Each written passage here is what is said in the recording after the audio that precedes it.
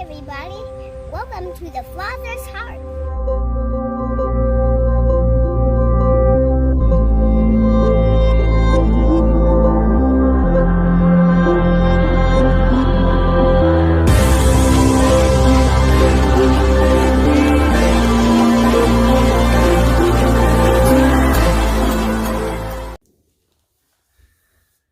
This is part 2 of the series, The End Times and How We Respond During This Current Crisis. There's going to be 6 parts. I want to depart briefly from this.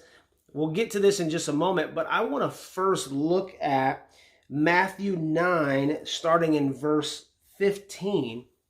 And I want to call us to a radical lifestyle of prayer and fasting. In verse 15, Jesus says, "And Jesus said to them, can the wedding guests mourn as long as the bridegroom is with them?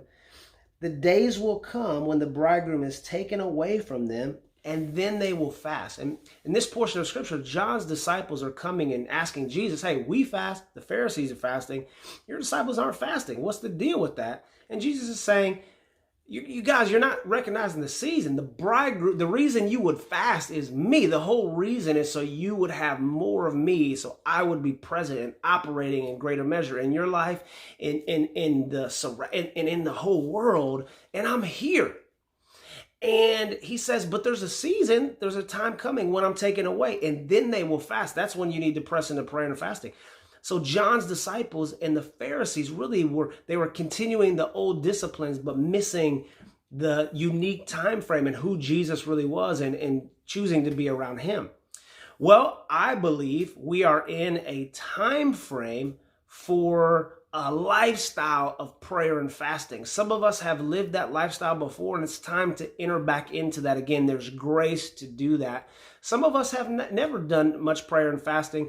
I can't go into much detail now on those disciplines, what they are, why they are, but to say, we're not fasting or because we're going to earn anything. We're doing it from a posture of being sons and daughters and knowing he loves us.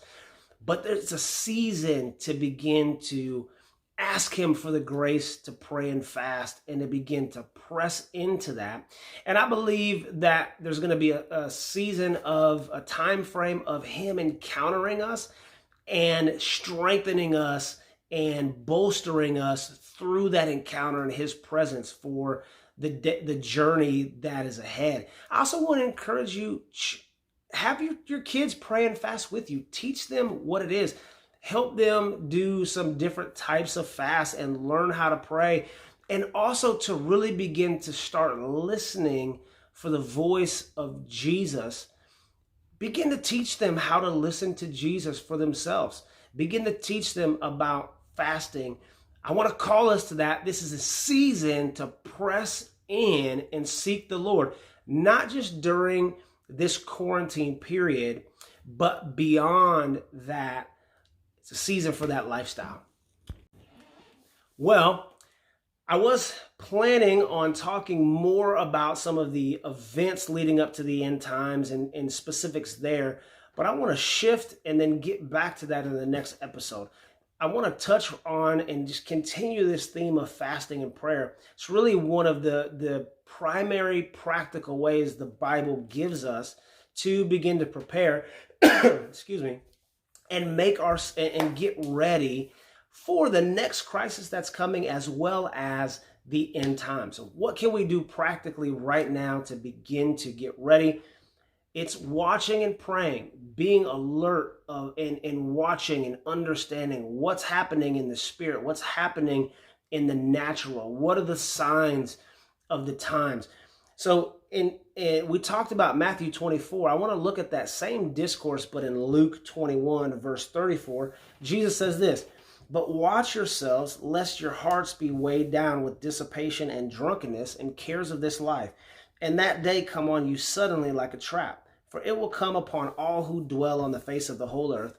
But stay awake at all times, praying that you may have strength to escape all these things that are going to take place and to stand before the Son of Man." Now I want to flip over and we're going to look at Luke 22, starting in verse 43. Now, it's fitting, I think, in this Easter season. We're celebrating Easter tomorrow. and the death and resurrection of Jesus Christ. And this is Jesus in the Garden of Gethsemane, and many of you know this portion of Scripture.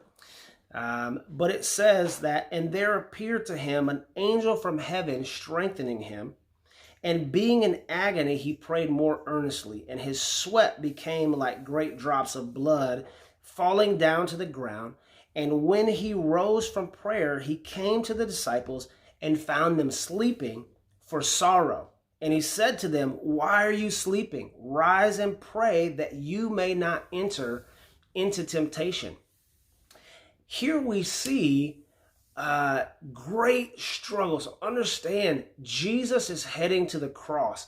Satan is raging to kill Jesus and raging to push him off of his divine destiny and get him to sin and take matters into his own hands. Angels are moving. There's an angel that comes to strengthen Jesus, the Son of God. It is an intense period of time.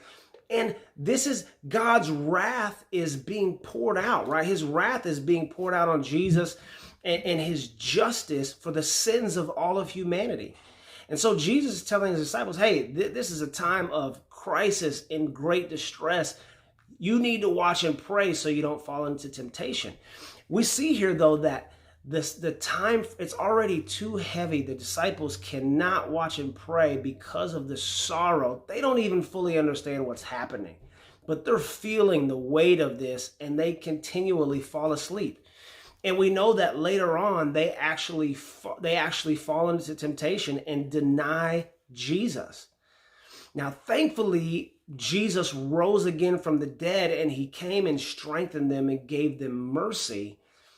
But this is giving us an example at the end of the age. In the time of crisis, when the pressure and the sorrow comes, it's going to be very hard to change the way that our lifestyle is if we haven't done the work to prepare ahead of time. In that moment of time, it's going to be very difficult to respond.